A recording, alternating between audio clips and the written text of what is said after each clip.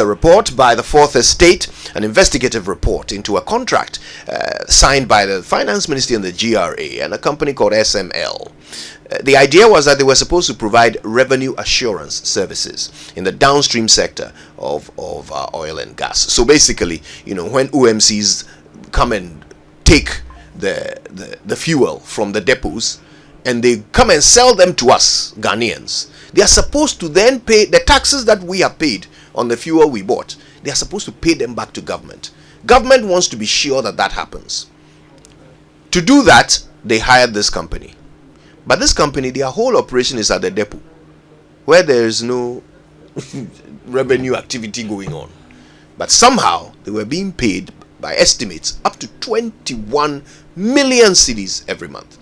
The Fourth Estate looked into it, and that's what we just shared with you. But right now, let's engage the man behind the documentary. He and his team at the Fourth Estate put this together. He's currently in a very warm jacket somewhere in the United States. Manasseh Azure Awuni joins us. Manasseh, good morning to you. Good morning, Kojo. Who told you that jacket is warm? Oh, it's not warm.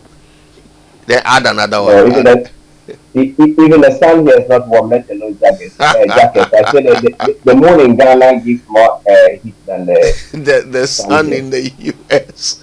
Around this time. Well, you are enduring it for a good cause. We just watched this documentary. First of all, tell us, how did you stumble upon this? Okay, the major issue we sought to address at the beginning was to find out what was being done in the downstream petroleum sector to curb the perennial losses that both the GRA and the National Petroleum Authority, NPA, have over the years been reporting. If you Google, you would find GRA publishing figures of oil marketing companies that lifted products and sold them and absconded. When we interviewed the NPA, we heard that some of them could even not be found. I mean, those that sold the product and took the taxes and margins on top and then left. So the initial thing was to find out what exactly was being done in the sector to curtail these losses, because they kept happening. And so we started at the National Petroleum Authority, the NPA. They opened their National Command Center and we interacted with whatever systems they have. We proceeded to the depots. We spoke to some OMCs, depot managers. We spoke to some companies that were providing specific services targeted at solving specific problems. The problem here came when we got to a company called, the loudest in the chain, called Strategic Mobilization Ghana Limited.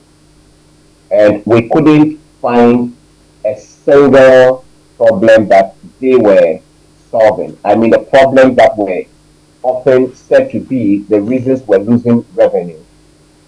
This company could not, and officials of the GRA, those we've spoken to in the industry, nobody could tell us that they are in to solve underreporting, underdeclaration, or dilution, diversion, or OMCs absconding with state funds. They are not part of solving any of these problems, and that's how the bigger issue or our interest in this company's operation really began. So let's try and identify the actors here. This contract was signed between the GRA and SML. The Finance Ministry, GRA, and SML. Were you able to determine who the signatories were? We asked for the contract. I think the first time we did, we wrote to the GRA in July this year. We have not got a response since, because we interviewed the GRA officials and asked for details, and they told us that the management could provide those details. Even SML officials, when we spoke to the managing director, we asked him how much they were paid. He said he didn't know. We asked him details about the contract. He said he had no knowledge of it. Then we also wrote to the finance ministry in November. I think it's been over a month now since we wrote. We haven't got an official response.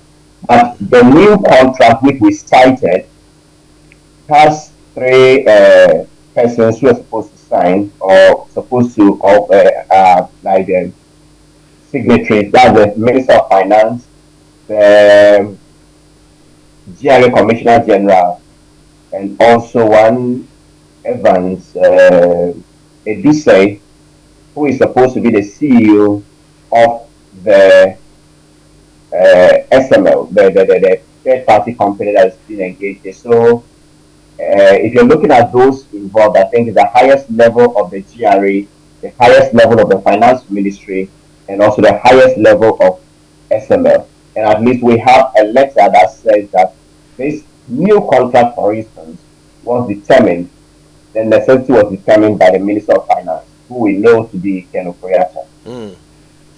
Did you get any information, whether off record or on record, from the finance ministry about what the basis is for the extension of this company's contract? Is there some performance, some good performance from this company that is warranting the extension of their contract to cover other sectors? No, we didn't get that from anybody. And when we reached out to the company itself that is being paid to perform these services, the company actually struggled to defend itself or justify why it is paid. So in the view of any objective person, this company doesn't deserve a pesewa of Ghana's money. And I'm saying this because when we ask whether they have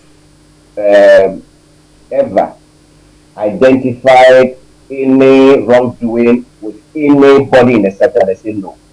Have you ever detected underreporting? They say no, we don't even do that.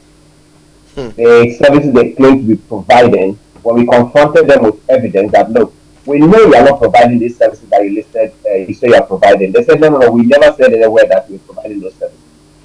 And we said they are on your website, they said no.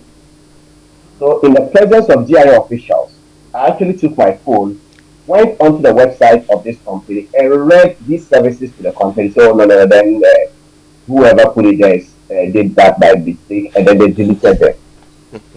This company claims to have saved us 3 billion. When we confronted them that what you are saying cannot be true, because these are the figures in the sector, and then you couldn't have saved this. Even if you are doing the work that you now claim you are not doing, you couldn't have saved it. They say, oh, no.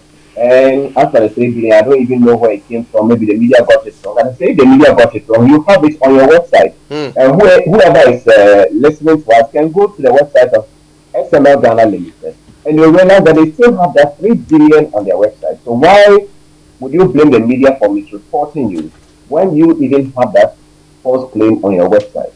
So if you have a company that is doing all of these, backtracking on what it claims to be doing, then you ask yourself, what did the Minister of Finance see before determining that this company should now go to the upstream petroleum sector and then be entitled to $0.75 per barrel of oil produced? And if you do the figures, it's that massive, because if you're looking at the 160,000 barrels a day, $0.75 per barrel is like $120,000 per day for this company. If you go to the gold mining sector, they're also taking so much. So what exactly informed the finance minister's decision to want to expand their services? And it will interest you to know that the regulator of the upstream sector, the Petroleum Commission, we actually wrote and asked about the necessity for this contract, and they said they didn't even know about the contract in the first place. And we say, are there some leakages or loopholes that you know of for which reason a contract should be given to somebody? They said they don't have any such report of leakages and the rest. NPA, everywhere we've gone, we have not had any positive response. And sometimes they create the impression that the operators in the system are not comfortable with their services. I'm placing it on record. And if you have the opportunity to interview SML, GRA, or even the Ministry of Finance, ask them that, has this company ever, or is this company policing the OMCs that were taking the fuel products and then absconding with money? The answer is no. They are not even in that sector where we're losing the money. So if they claim that cartels are behind after them and not happy with their work, that is also not true. So the question Ken Ofori-Atta should be answering to Ghanaians is, what informed his decision And I to think expand the contract of a company that obviously is not doing what will serve as or stop any of the identified loopholes in the system. yeah, Because other companies are already doing that. yeah, Manasseh, I suspect we're going to have to continue this conversation. Obviously, the expose is out now, and so the whole country is going to be talking and asking questions about it. So we'll be engaging more in the coming days. For now, though, I have to say a big thank you to you for waking up quite early to speak to us about this. We appreciate it very much. Manasseh Azure Awuni. Thank you. But let me just also say that this documentary was not produced by me alone. We were 3 reporters. Yeah. Evans, Manasseh Azure Awuni, and then myself. So That's right. it isn't a Manasseh story. It's a story by 3 reporters of the forces.